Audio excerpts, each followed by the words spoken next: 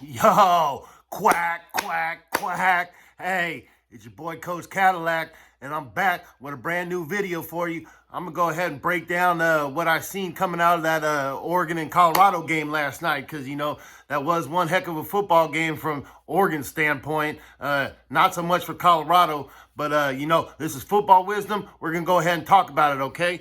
Hey, 42-6. Straight up, Oregon got the job done. You got to think about it. Colorado, they are a bunch of kids. They might have been playing really well the last few weeks, but what it all comes down to is after that game last week, they were emotionally drained.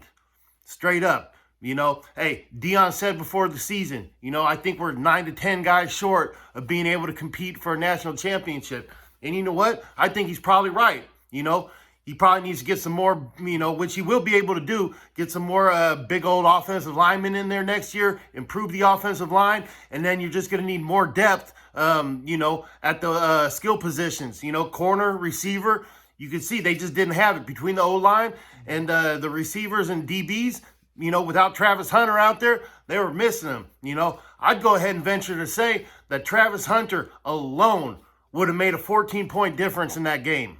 Straight up. I think he would have really made that big of a difference because you've seen, what's his name, Troy Franklin out there. He looked like the next coming to Jerry Rice. He looked like T.O. out there. He was balling, and, Colorado had no answer for him. Their best corner's out, so they were getting smoked. Simple as that. You put Travis Hunter on him all game man-to-man, he ain't going off like that.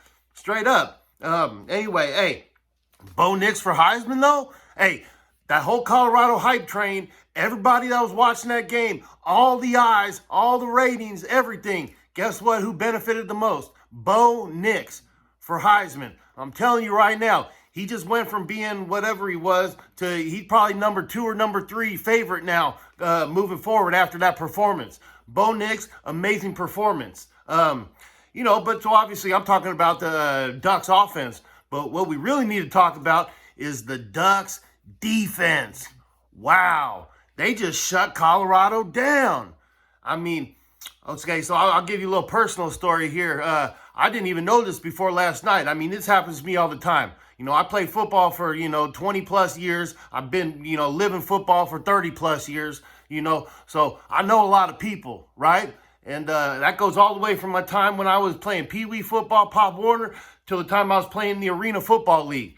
I know a lot of people in the football industry, football coaches, executives, etc. I did not know the Oregon defensive coordinator, Tosh Lupoy.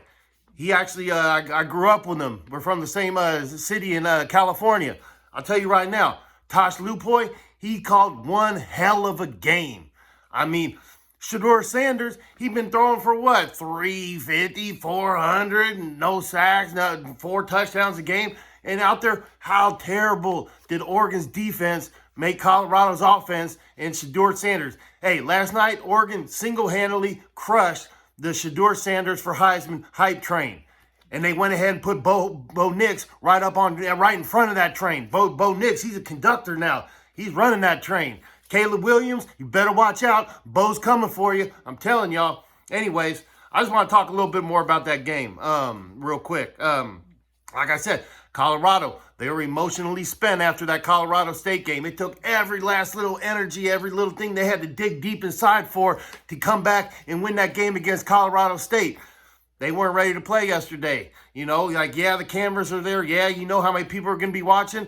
There comes a point where just system overload. You can't take anymore. You're a 19, 18, 20-year-old young man. You can only take so much, Hey, it's a roller coaster. You got to deal with the highs. You got to deal with the lows. Colorado, they're not there yet. I think that's what's safe to be said. When they actually lined up and played against one of the big boys, they're not there yet. But like I said, what Deion said before the season, this is before the season, Deion said this. He said, we're 9 to 10 guys away. And you know what? This in the transfer portal with the NIL after this season going into 2024, I'm telling y'all right now, my prediction right here today, Colorado is a playoff team in 2024, okay? I'm telling y'all right now, Deion's going to get the recruits. He's going to improve that offensive line. He's going to improve the depth at the skill positions, and Colorado is going to be in the playoff next year. I'm calling that right now. But, hey, Oregon played a great game. You know, I thought it was interesting, you know. Dion at the end of the game, they're talking about, oh, I keep receipts, you know, like, yeah, he was probably a little upset that Coach Dan Lanning, the Oregon head coach, he was talking that talk. I mean, he deserved it. His team went out there and proved themselves. You know, I still like that line. He said, they're playing for clicks, we're playing for wins. Hey, and that's true. You know, hey, they had the whole, Colorado had the nation captivated. They had the hype train going, full speed, all out. It is what it is. Dion brings that. Dion's prime, that's Coach Prime. He brings the show. Always has, always will. Coach, player, doesn't matter. The hype train is going to be there when Dion's involved. Unfortunately, it's not going to lead to a playoff appearance this year. However, 24, I believe that it will. Now, Oregon, are they going to go to the playoffs this year? I think they just might. You know why? Yeah, Troy Franklin looked good. Bucky Irving looked good. Great, actually.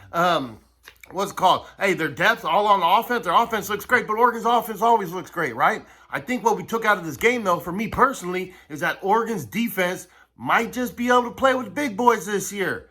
They got a really good mind. That game that Coach Lupoy called, that was amazing. The fact that he put Shedeur Sanders in a box like that and made him make all those mistakes, that was real. That was coaching right there. And you got the defensive coordinator and you got the horses, you got the players. You know, sky's the limit. I'm telling y'all right now, Oregon just might be a threat this year to come out of that Pac-10 with the USC. We'll see what happens. You know, we'll see what happens.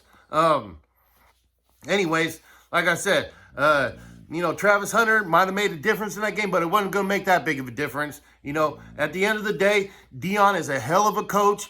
He's proven himself. And he remains classy always. One thing, I personally, I did not want to get on the Colorado hype train whatsoever. I didn't even want to listen to it. I wasn't even listening to it until after the first couple weeks. I was like, okay, I'll go ahead and listen to what Dion's got to say, you know, because he's just blah, blah, blah. He's always bumping his gums. I'm not, you know, but when I actually sat down and listened to what Dion was having to say, hey, for real, Dion's real talk. Dion's about his business. He is a very good quality coach. What he's doing is real, and I'm telling y'all, next year, Colorado is going to be a playoff team. This year, however, I think Oregon going to be a playoff team. So anyway, hey, quack, quack, quack. Ducks get it done. Colorado succumbs to the pressure. It is what it is. Hey, this is your boy, Coach Cadillac, and this is Football Wisdom. Go ahead, like and subscribe. You know, I come out with these videos all the time. Show me a little love. I appreciate y'all. Have a good day. NFL, Week 3, let's go.